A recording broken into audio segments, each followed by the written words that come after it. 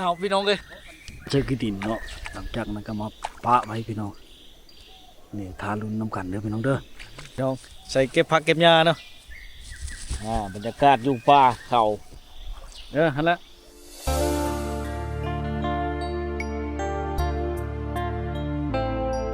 ครับทักทายสบายดี24ทุกคนนะวันนี้การอยู่ที่เขตจุดชุมเจกตูบเนาะที่เมืองเซโปนแขวงชนเขตอากาศหนาวเย็นบ่เห็นตะเวนมืดมือพี่น้องมาเขตนี้อากาศหนาวเย็นหลายมาเก็บพักคือว่าทวิตธรรมดาจ้ะเนาะวันนี้อากาศหนาวเย็นแห้งพี่น้องท่านผู้ชมเนาะมาหาเก็บพักกูดเมื่อกินเนาะเพราะว่าเขตนี้มันอึดอาหารเลยพี่น้องเพราะว่าเขาเจ้าเฮ็ดหน้าแซงหลายนะนี่มาเก็บพักกูดกับทีมงานกับหมู่คู่เนาะผู้เขาเจ้ากะวุ่นอยู่กำลังเก็บอยู่พี่น้องเลยได้ดอกมันนี่เก็บกับทีมงานนี่เทวเคบชี่บางทีเนาะพี่น้องเนาะเคบชี่บางทีนะพี่น้องกูดงามเนาะหลายบรรยากาศหนาวผู้เลือชิมาเที่ยวชนบทเขตนี้เนาะใกล้ชายแดนเวียดนามพี่น้องติดชายแดนเวียดนามนี่เนาะต้องถือเชือกกันหนาวมาเด้อพี่น้องเด้อซื้อผ้าห่มโตๆมาโลดเพราะว่าเขตนี้เป็นเต็มไปด้วยภูเขาอ้อมหอบเนาะบ่พอเท่าไรกิโลก็ฮอดชายแดนเวียดนามเลยได้เนาะเก็บผักพี่น้องนำบ่าววงคนไทยบ้านมานี่เก็บผักเก็บหญ้าก่อนพี่น้องเลยบริเวณกับปนกับแจกับจุเขตนี้นี่พระเจ้าดำให้ดำหน้าบ่มีแนวชื้ออยู่ชื้อกินเลยพี่น้องเลยมาเฮ็ดงานเนาะยากใส่นี่แหละพี่น้องใส่เก็บผักเก็บหญ้าเนาะบรรยากาศอยู่ป่าเขาเดี๋ยวนี้แหละอยู่ป่าอยู่ดงพี่น้องนี่ก็ค่ำแล้วตะเว้นคอยค่ำลงแรงเลยแต่บ่เห็นตะเว้นมืดมือเขตนี้อากาศหนาวอีหลีอะรอหนาวคักหนาวแน่หนาวเทหนาวว่าเนาะปลากูดนี่ร้ายพี่น้องเข้าป่าเข้าดงมื้อนี่พงไผ่แคมซี่บางเฮงเด้อพี่น้องเอ้ยมาเด้อมาเด้เมื่อกินส้มกินแฉวกับลาบกับก้อยผักกูดเนาะเก็บผักกูดมื้อนี้กะสิได้หลายสิได้เดี๋ยวไปดูไปเบิ่งไปชมกันพี่น้องเอ้ยเนาะ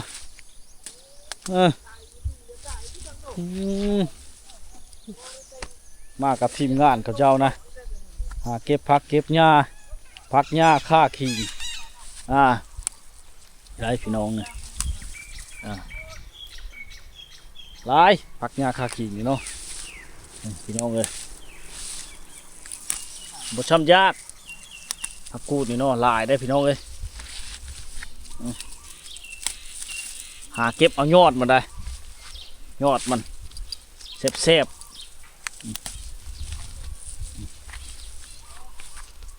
ได้หลายมื้อนึงเนาะกับแจ่วกับจุกินไปในนี่แหละหาอยู่หากินแบบธรรมชาติพี่น้องเอ้ยเนาะนี่ตอกนี่แห้งงามยอดนี่เก็บพักมานี่เมนูเก็บพักท่านผู้ชมเก็บได้หลายเนาะเอาไว้กินได้เสื้อถุงยางไว้เนาะเพราะว่ามันบ่มีที่เก็บได้พี่น้องอยู่บ้านนอกคอกหน้าเฮาเนาะเยอะนี่พี่น้องเก็บไปอย่างนี้แหละเก็บไปเลยลายผักกูดในแถวเข้มซี่เขตภูเขาเนาะพี่น้องเนาะแบบนี้ได้หาอยู่หากินแบบธรรมชาติวิถีชีวิตวิถีชาวบ้านชี้แหละพี่น้องเลยเก็บไปแล้วเก็บไปอีกเก็บไปเลยเนาะหลายอยู่พี่น้องผักกูดนี่เนาะคือเห็นนั่นแหละลายกะป้าเป็นป้ากูดมดแถวนี่พี่น้องเอ้ยบ่ช้ำยากบ่ช้ำยากปลากูดนะเนมดุเก็บเนาะพี่น้องเนาะไปเฮาไปนำไปแล้วก็จะมีการหาปูหาปลาเนาะพี่น้องเนาะบ่าวตุ้ยต้องมาหากินมื้อนี่เราไปตึกแห่เนาะอยู่ในป่าในเช่นี่เขาเก็บพักอยู่พี่น้องไปทางเลยคุณบ่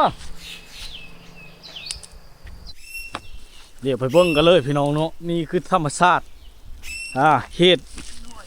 จุดชุมเจียงตูบได้พี่น้องเอ้ยไปทั้งเลยถือมาเลยนะนะว่าสิพังชาใส่ห้ำเนื้อห้ำบ่เล่าเคยเฮ็ดเดี๋ยวไปดูเบิ่งกันนี่เฮ้ยบอนไซนี่ไปผักบงละลายอยู่หั่นผักบงผักอันนี้เดี๋ยวมีผักบงอีกโอ้ทางหนูพี่น้องป๊าบนี่หนูมุ่นมีปีปุ้นแต่นี่มันเฮ็ดมาการกลางคืนกะขันมีแนวมีนามีอย่างนาเก๊กนี่เช่บางเฮียงพี่น้องเช่บางเฮียงพุ่นได้เลยจังชายได้เลยฮะวางพุ่นบ่บนเวิร์นพุ่นบ่ไปก็ไปปันชาก็เลยให้มันจะปันเลยว่านี่แหละมันจะถึงไปแล้วจึงได้บรรยากาศหนาวเลยเฮ้ยชิวไวเพราะนี่นะลงมากก็เย็นชิวๆนี่สิเจ้า10 องศาพอได้พี่น้องเฮ้ยเย็นลีรอพี่น้องเอ้ยจะแม่นมันเย็นอะไรรอปุ่มลำเน่าเนาะเขตนี้มีแต่ผู้ผ่าป้าเข่าดงดอนผู้ผ่าป้าดงอ้อมหอบไปเมื่อพี่น้องเลยผู้อยู่ในดินบนนี้เลยเลยฉันมีแต่หินทั้งหมดเลยเนี่ยกำลังสิพังซ่านะพี่น้องเดียวห้ามาติตาโซนกันเนาะภาพบรรยากาศในยามค่ำก็คือบ่ค่ำก็คือค่ำพี่น้องเลยมันเต็มไปด้วยภาพธรรมชาติบรรยากาศที่งดงามเขตดีเนาะกูเลิศได้มาเนี่ยโว้ยประทับใจอะไรนะเขตมาเขตนี้ชมวิวธรรมชาติทางลายจุดชุมเจกตูบพี่น้องเนาะวิธีการของเบ้าตุ้ยธรรมากินเราเคยอยู่แม่น้ำลำเช่เนาะเราจะมีการหาขี้ดินมาใส่กอยกำห้ำกอยกำห้ำเนาะเป็นเนาะมากอยกำห้ำเลยก็จะผสมประสานผสมประสานกำห้ำนะห้ำหรือเข้าป่ายอย่างต่างๆพี่น้องเรามีวิธีการเอ็ดเนาะเราบอกว่าเอ็ดจังไดเดี๋ยวมาดูกันเนี่ยเราคันเนาะเพื่อจะได้เป็นพังชาหาป่าเมื่อกินกับพักกับหญ้าพี่น้องกินข้าวกับน้ำหลายคู่หลายคนมากกับทีมงานมาเนี่ยค่ำแล้วมากกับเพื่อเฉลี่ยไว้เลิกงานพี่น้องจนค่ำมับโดยเชื่อหันเบยเช่นนี้แล้วอยากข้ามวะเนาะต้องได้ข้ามพระนั้นเลยพี่น้องเล่าว่าต้องหาบนเวิร์นเบยต้องหาบนน้ำเวิร์นเลยพี่น้องข้าน้ำบ่ไหลแห้งจังได้เนาะถ้าน้ำไหลแห้งเดี๋ยวมันจะเอาเนื้อมักไปเมื่อพี่น้องเฮ็ดให้ป่าไปทันเข้ามาซ้ำเนาะมันจะไปก้อนนี่คือแตะเท่ากันนั่นแหละไปกันเอาขึ้นสูตรบ่อตุ้ยทำหากินได้พี่น้องจะใส่น้อยเดียวนึงหน่อยนะใส่ขี้ดินละลายเนาะแบบนี้เนาะสูตรเนาะเอาประหยัดทำสูตรมาแต่ผู้แลเซปูนเด้อพี่น้องบ่าวเซปูนเนาะบ่าวตุ้ยทำหากินพี่น้องตุ้ยทำหากินแต่บ่ได้หากินช่วงนี้กับเล่ากระคาดแค่นลายย่างเนาะขึ้นเช่นว่าเงินซื้อกองนะทุนบ่มีนะอยากทำ YouTube กับพี่น้องเลยผู้เลยใจดีกันช่วยสนับสนุนพ่นแน่เนาะถ้าซื้อกองมือสองกับเงินบ่จุบใส่เงินเดือนกับพ่อที่ซื้อเข้าซื้อน้ำซื้อมาเพชรแปงโนมดพี่น้องแถมลูกซื้ออยู่ซื้อกินให้ลูกอีกก็เลยมีเพียงพ่อเนาะเพื่อใจดีกับช่วยเพื่อนเด้อพี่น้องเด้อถือไปน้ำเบยตัวนี้นะปลานี่บ่ฮะคือแห้งแต่เฮ้ยได้บ่ไปเบิ่งดูเด้อนี่ลองตามนี้ไปเลยไปหั่นเกือบมือเกือบบ่กดเลยโอ้ยหนาวเลยเฮ้ยไหวยี่บ่นี่นะพลึก7 นาทีนะวันนี้มึงก็มานะพันไม่มึงก็วันละมาโอ้ป่านี่เอาไปว่าอันทงพักนี่เอาไปยังไงปะคือไปผ่านนี่นะพี่น้องเนาะเพราะว่าอากาศมันหนาวหลายถ้าต้องได้ผ่านไปผ่านนั่นเนาะ ยานแต่ลมมีแต่มาหินเลยท่านผู้ชมประชนไผ่น้ำเบาตุ้ยทั้งมานี่คือบรรยากาศหนาวๆอ๋อเถอะหนาวกะหรี่เลยหนาวกะหรี่รอพี่น้องเนาะน้ำกะแห้งโอ้ขึ้นมาพีละเช่บางเหียงมันจะน้อยเนาะเฮ้ยหนาวไปได้เลยได้อยู่ไปได้อยู่ข้ามกระเบาตุยทำมาหากินมื้อนี้เนาะต้องข้ามไปจนไผ่น้ำเล่าเนี่ยเล่าเคยไปได้เลยเชฟตีได้ชูชนไปน้ำกันนี่แหละเพื่อความจะดูจากเขตพี่น้องหากินยากเลยเขตนี้ได้หากินยากเลยพี่น้องเลยเนาะเพราะว่ามันยากหากินยากจะหากินภายใดพี่น้องเลยแต่ว่าขี้หลายเขตนี่ญาติล้มเนาะถ้าล้มพิษพลาดมันนี่เฮ็ดให้บาดเจ็บสาหัสเกิดอุบัติเหตุใดนะเนาะตามติดวิถีชีวิตชาวบ้านในนี่แหละหาอยู่หากินพี่น้องเลยเฮ้ยหนาวเลยน้ำกระไหลแห้งๆไอ้แต่น้ำบลึกบลือถ้าปีขึ้นมาเนี่ยอู้ไล่พี่น้องถ้าหนาวแห้งนะแห้งไรอากาศหนาวแห้งไรพี่น้องน้ำเล่าประทันเลยเลิกสิเลาะมาหาอยู่หากินแถวนี้โอ้ยเก็บเสื้อกันหนาวมาเด้อพี่น้องหนาวแห้งเลยนี่เฮ้ยรอดจุพ่อนี่รอดจุพ่อพี่น้องเลยอากาศหนาวแห้ง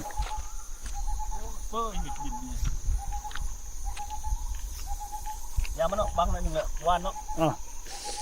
ว่างนี้ก็ปล่อยบางพุ่นเนี่ยนะตอนสูตรลาบพี่น้องเนาะชื่อได้ยินตอนนี้ก็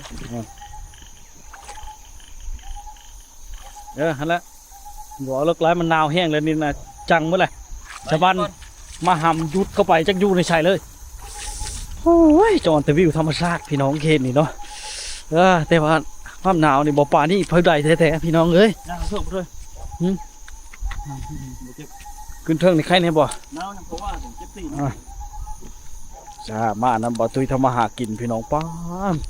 เจ้ามีคุมทรัพย์บ่จักพี่น้องมาหินนี่เนาะโอ้มาหินนี่พี่น้องแค่นี้ก็มีบ่อค่ำได้พี่น้องมีค่ำได้ใช่บางเฮงนี่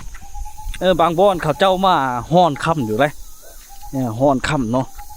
ค่ำดิบนะพี่น้องมีได้เขตเชโปนหรือเมืองวิระเนาะมีมดพี่น้องค่ำเนี่ยปัญหาชิ้นน้อยหรือหลายเนาะแต่มันก็บ่ได้หลายปะไรเขตนี่บ่แพ้แถวเขตเมืองเชโปนพุ่นไกลๆตัวเมืองพุ่นพี่น้องเขตนี้บ่หลายปะไรค่ำเนาะเดี๋ยวเรามาลุ้นกันเนาะเขาจะกอง2บ่อนพี่น้องเดี๋ยวกองอีกพี่น้องเนาะกองที่บ่อนนึงว่ามันจะเป็นจังไงกองไว้บ่อนนึงอากาศนี่หนาวเย็นเจ็บมาแล้วแดงมาแล้วแข้งขาเพราะเจ็บเลยไหวอยู่ว่าในสิ่งงมแห่ไรอยู่ป่ะงมเยอะคันบ่งมเลยบ่ได้มันหินกระดูกรับงมบ่ได้ป่ะบ่งมบ่ได้ฝ่ามอ้อมดฝ่ามยืดเลยเอาตื้อๆนี่นะเฮ้ยใกล้ได้นะหินหน่อยเนาะงมบ่ได้บ่งมบ่ได้บ่งมบ่ได้กินดอกเจ้ากินเด้อนี่เด้อเอาบ่อนบ่ไหลนี่เลยบ่ได้บ่เอาอีแล้วบ่นี่หรือว่าไปคว้างเบิ่งตัวนั้นก่อนบ่บ่ได้มันทันเข้าแล้วมันทันเข้าว่าจังเนี่ยห้องขึ้นแล้ววันลงเลยเมื่อเลยนักวันลงไปแล้วเงินบ่กันลงไปลงมาย่างนี่งัวย่างข้ามไปแล้วนี่กันงัวย่างข้ามเด้หนาวพ่อหนาวเดี๋ยวจะพายนะย่างข้ามย่างนะลบนะเจ็บนะเดี๋ยวยังอีกของท่านลงกันได้เป็นดื้อเลยไหวอยู่ป่ะเนี่ยลงก็ลงกัดนั่นอันนี้ตัวจมือได้ค่ะได้ต้องได้ชุดกันผลก็ไม่ได้มาช่างเหมือนพร้อมอยู่เอาแถวใกล้ๆนี่แหละชื่อกันเลยกันเด้อบนใดนะเราจะปั่นเชือกดินเนาะหลังจากนั้นก็มาปะไว้พี่น้องนี่ทาลุ้นน้ำกันเด้อพี่น้องเด้อทาลุ้นน้ำกันพี่น้องน้ำนี่ใส่เป็นพิเศษเลยท่านผู้ชม เนาะช่องเห็นฮอดปูฮอดป่าโอ้ป่าโรยไปแล้วพี่น้องเนาะงามได้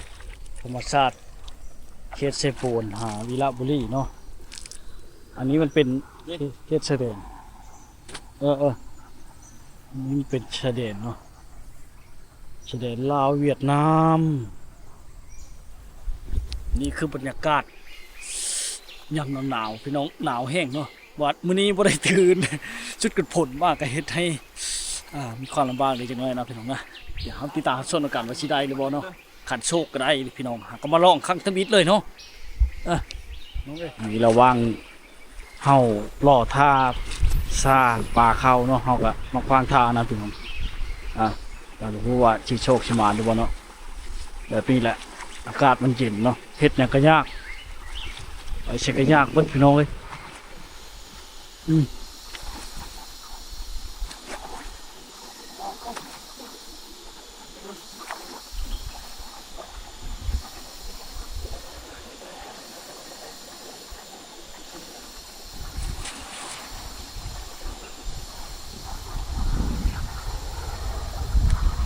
การลมหนาวพี่น้อง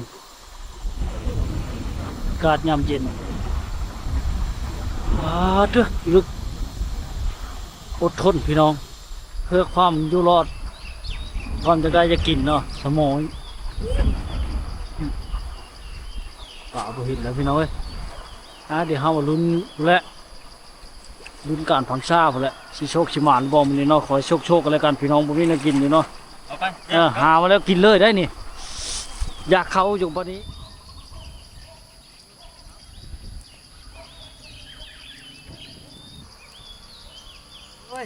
เจอกระดาษผมเลยว่าครับ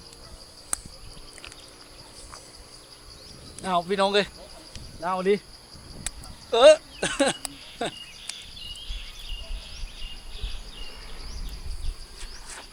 ลุ้นกันพี่น้องลุ้นกัน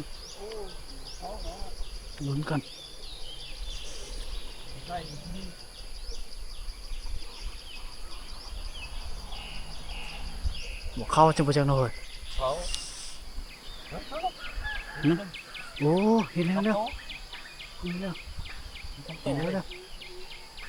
ผักกระชงโตจุนั้นเชอะได้งมเลยจุนึง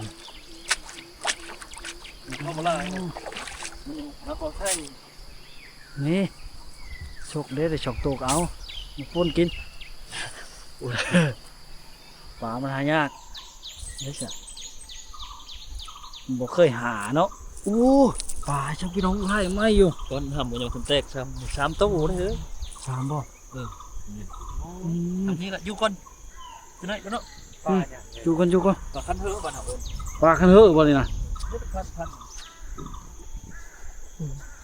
โอ้เขาอยู่สั่งมาฮึ่งพังอยู่ในลุ่มนี่ก่อนมันพี่น้องมันลุ้นแล้วลุ้นอีกลุ้นกันต่อไปพี่น้องเนาะแต่ว่าอากาศหนาวเย็นแห้งเลยเฮ็ดให้ลำบากในการหาอยู่หากินได้เขตนี้เนาะแต่แกจรพาธรรมชาติวิวงามหลายเชิงนั้นแหละ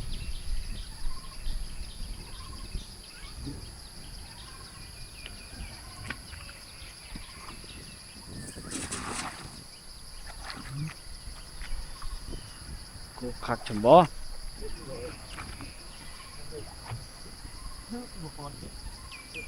คือว่าอยู่ช่วงนี้ติดอยู่ยันโดนตีนมันไป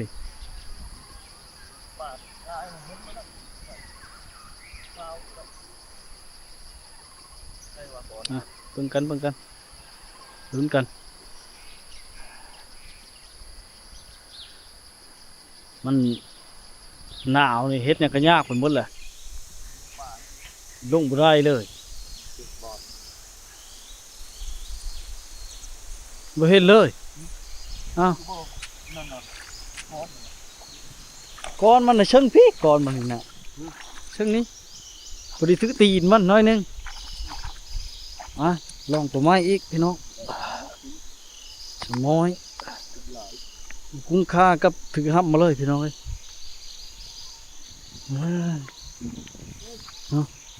อากาศก็หนาวเย็นหนาวขึ้นหนาวมัน หนาวเทหนาวว่าเชิงก้อนหินนั่นแหละตัวนี้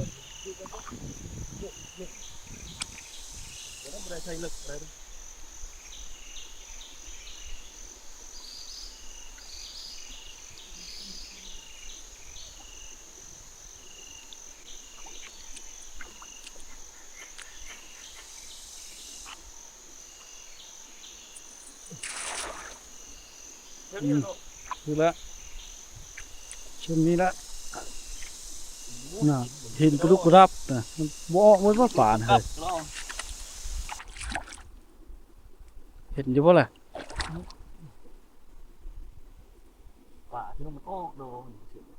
อ๋อแล้วป่าอันนั้นแหละขันบ่งมมันอ้อยออกไปอยู่มันกี่หิน เฮ้ยลูกงม หนาวก็เพราะหนาว นี่เลยไปเลยครับเอ้าไปเลยบ่ บ่เห็นจักโตช่าง เรื่องจริงนี่ รุดแล้วโอ้เฮาบ่งมแล้วแหละดอก เส้นนึงไหนเดี๋ยวตัวหนึ่งอ๋อเชยว่ะ เงาะแล้วเงาะแล้วมันกี่หินกูดูกูกลับเบิ่งก่อนนี่ทางถึงยังบ่แห้งเลย วันนี้ผมบริกรับไปเลยได้ ไปไผบังลาบเลยมามื้อนี้พี่น้องโอ้ยหนาวก็เพราะหนาว เต็มกระเป๋าพี่น้อง แข้งขา เต็ นี่ มกระเป๋าทำเป็นป่า เต็มกระเป๋าพัก พักไอ้ต้อยเอ้ยโอ้ยจะเป็นหนาวเด้เอ้ยหาเนี่ยเอามารักหนูพี่มันจังได้นะเอ้ยหนาวเพราะหนาวนี่พอไหวดอกเลยป้าเดินทาง เชื่อกินยังเอาไปดู เมื่อยพี่น้องเอ้ย ตะโกนลึกรีบหมดเลย เอ้ยหนาวเมื่อบ่ได้ดอกเอ้